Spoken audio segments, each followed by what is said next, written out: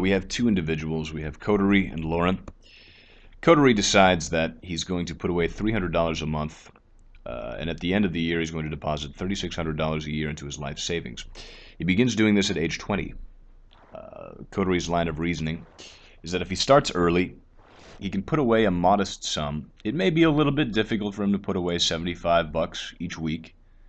But over the first couple years, it's difficult, and as he rises through the ranks of his job and works hard and diligently, eventually putting away $3,600 a year seems less and less arduous a task, and he'll have more and more disposable income to spend on himself. But he decides, if I start putting away $3,600 a year, and I put it into an index fund that tracks the S&P 500, I can approximate perhaps an 8% return on my investment.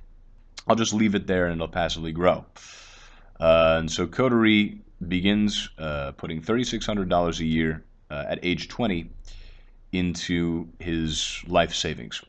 And over the first couple of years, it's a little bit difficult, but by age 24, 25, it begins to become easier as his salary increases, and he really starts to enjoy his life in his mid-20s, and he's, very happy by the end of his 20s.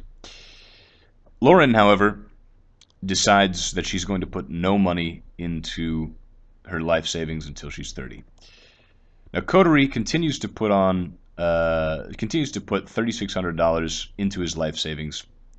By the time he's 40, he has $181,523 in the bank. He feels pretty financially secure. He says, I've been returning 8% each year, and I know that if I continue with my strategy of putting $3,600 a year into my savings, I'll retire with over $1 million, and I'll be financially set to retire.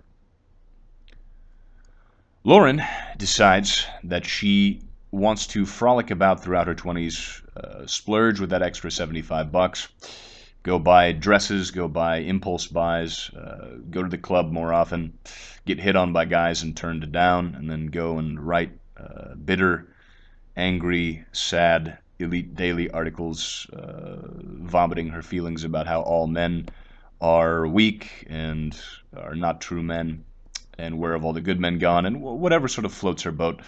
But she decides to live vigorously by her own philosophy and deposits absolutely nothing into her savings throughout her 20s.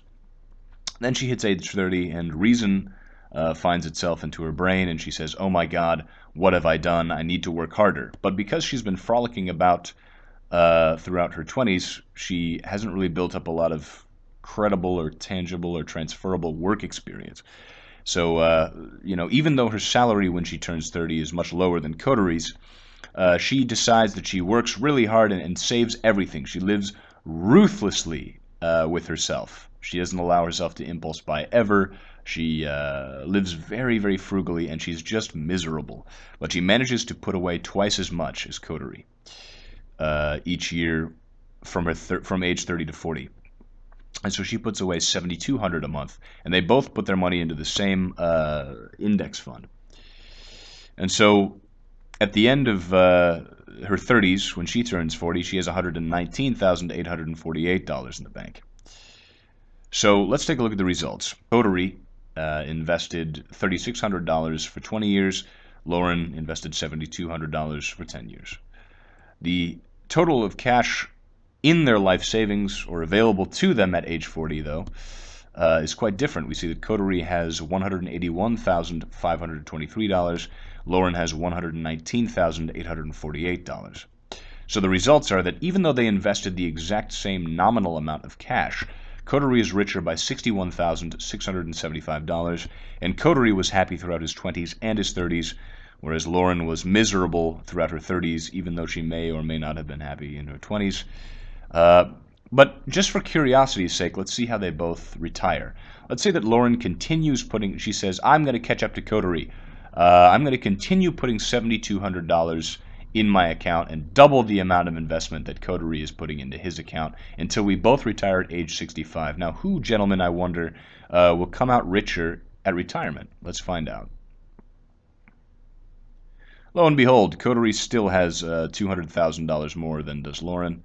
Interesting stuff, considering that she's been putting in far more money nominally than he has by the end, because she's been doubling his nominal investment for the next 25 years.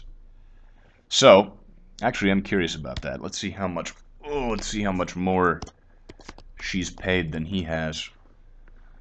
So in the end, Lauren has paid $90,000 more to her life savings than has Coterie at the end, and Coterie comes out with $200,000 more, or I guess $150,000 more now that I eyeball that. Napkin mathematics, 160K maybe, more than Lauren, even though she's put in a lot more nominally than he has.